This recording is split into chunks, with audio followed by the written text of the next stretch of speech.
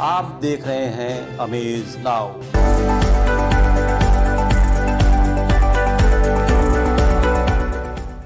नमस्कार, health now कार्यक्रम में मैं मेनका आप सभी का स्वागत करती हूँ।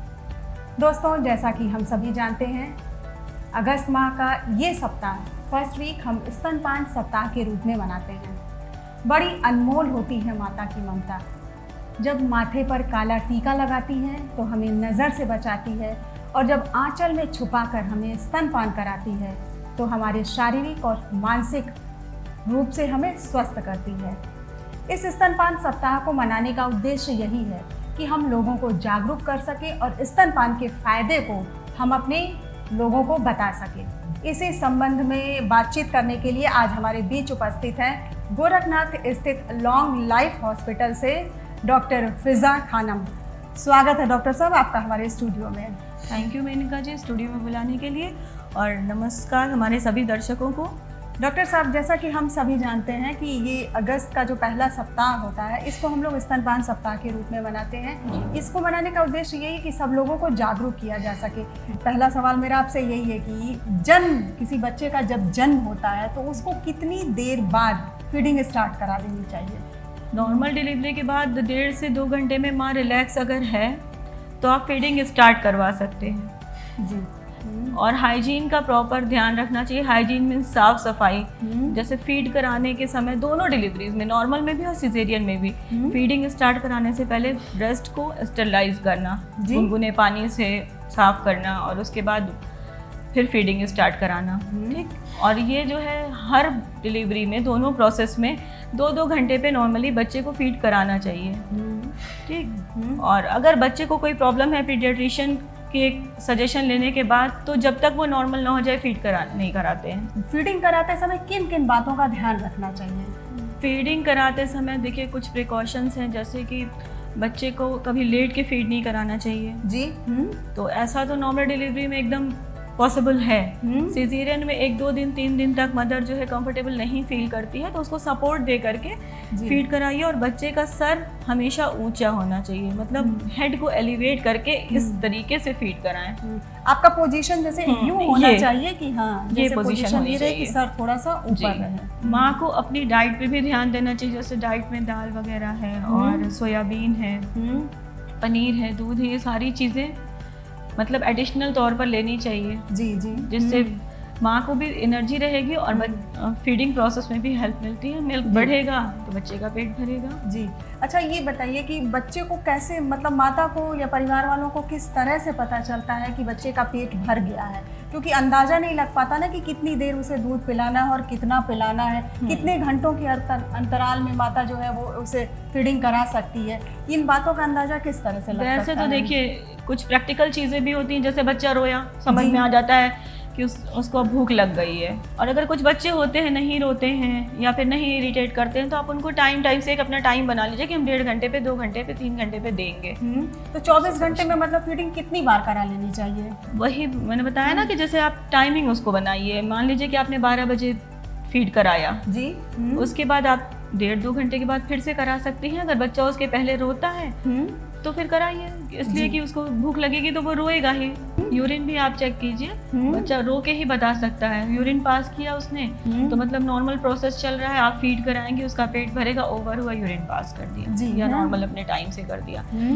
तो यही सब चीज़ें होती हैं, उसको खुद देख करके।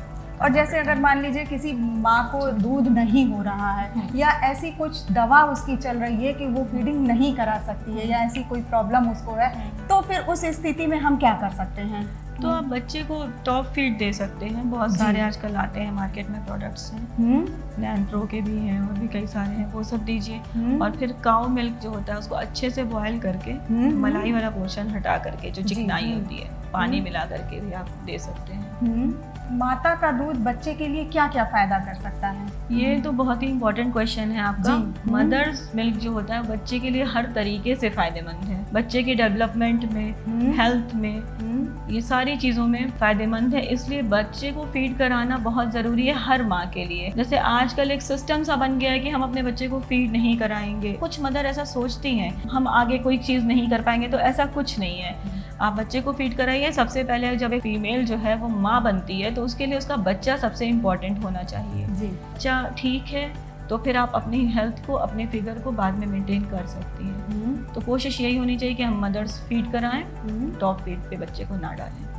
डॉक्टर साहब देखिए, आजकल जैसे कोरोना का समय चल रहा है और बहुत से लोग इस कोरोना के संक्रमण में पॉजिटिव भी आए हैं, तो अब मेरा सवाल यही बनता है आपसे कि अगर माता जो है वो कोरोना पॉजिटिव है तो क्या वो बच्चे को स्तनपान करा सकती है? हाँ, स्तनपान तो करा सकती है।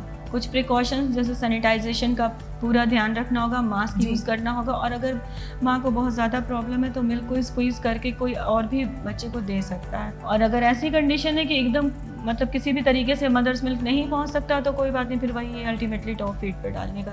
इस बात में कितनी सच्चाई है? क्या माता दूध पिलाते समय टीका नहीं लगवा सकती है? नहीं, फीड कराने वाली मदर्स लगवा सकती हैं वैक्सीनेशन, उसमें कोई दिक्कत नहीं है। मतलब उन्हें कोई प्रॉब्लम नहीं है किसी तरह की, वो वैक्सीनेशन करवा सकती हैं। अच्छा, ये बताइए कि जैसे कोई बच्चा स्तनपान कर रहा है, माता का दूध पी रहा है, तो वो किस उम्र तक, 6 महीने, साल भर, मतलब किस उम्र तक हम स्तनपान करा सकते हैं जो बच्चे की हेल्थ के लिए अच्छा रहेगा? 2 साल की उम्र तक बच्चे को फीड कराना चाहिए जी।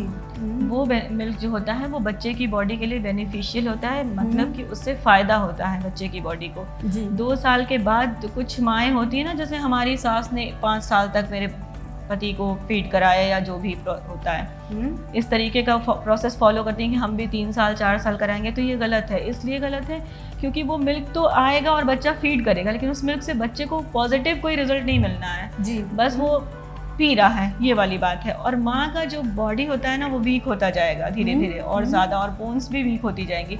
तो बस 2 साल के बाद धीरे धीरे करके किसी भी तरीके से छुड़ा देना चाहिए बच्चे का दूध। दोनों डिलीवरीज में, नॉर्मल में, सिजेरियन में, ये मेडिकली भी है और धार्मिक प्रोसेस से भी देखा जाए तो भी ये चीज़ें हैं। जैसे माँ स्तनपान कराती है तो वो माता के लिए भी सुनने में आता है कि बहुत ज़्यादा फायदा, उसकी बॉडी के लिए बहुत अच्छा रहता है, तो उसमें माता के लिए वो क्या लाभदायक हो सकता है? माँ के लिए ये है कि बॉडी धीरे धीरे फिट होती है। जैसे जैसे माँ फीड कराती है, टाइम बीतता है, 3 मंथ्स के अंदर अंदर खुद ही माँ जैसे अपने अंदर ऑब्जर्व करेगी, फील करेगी कि जो यूट्रस होता है, जो बच्चेदानी होती है, डिलीवरी के टाइम पे वो काफ़ी बड़ी हो जाती है साइज़ में। जी। तो पहली बात तो वो दवाओं के वजह से भी सेट होती है और फीड कराने पे भी फीड कराते जाएगी और वो बच्चेदानी जो अपनी जगह पे धीरे धीरे बिल्कुल सेट होने लगती है, नॉर्मल होने लगती है, और बॉडी में जो स्वेलिंग वगैरह होती है वो भी कम होने लगती है। और डाइट जो माँ की होती है उस डाइट को भी प्रॉपर रखना चाहिए। जैसे डाइट में हेल्दी चीज़ों को ऐड करें, ड्राई फ्रूट्स है, फ्रूट्स हैं, घर में बना हुआ जो भी खाना है अच्छा फ्रेश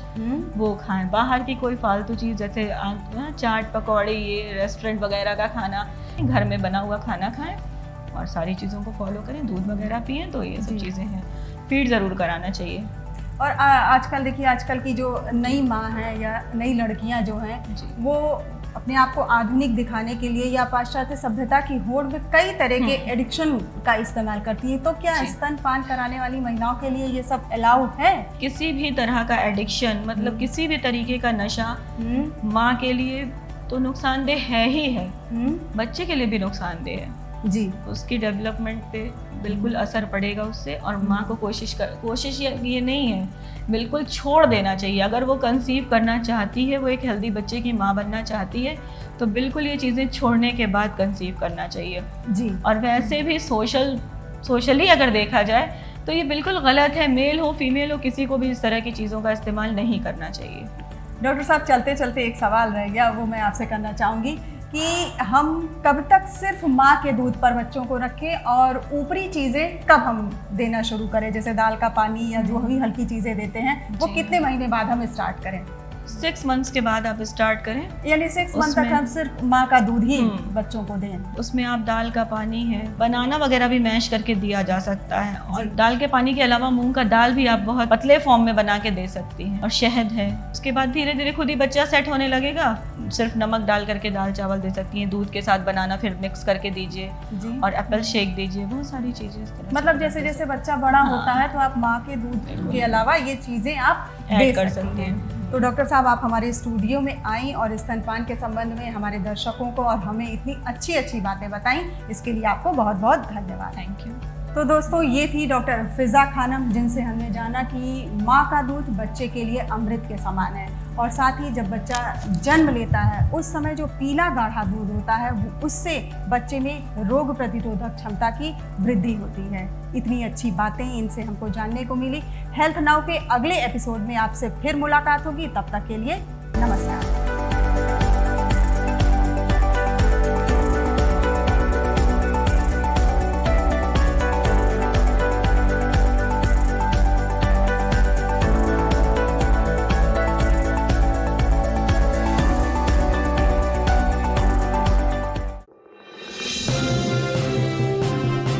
आप देख रहे हैं अमेज नाउ।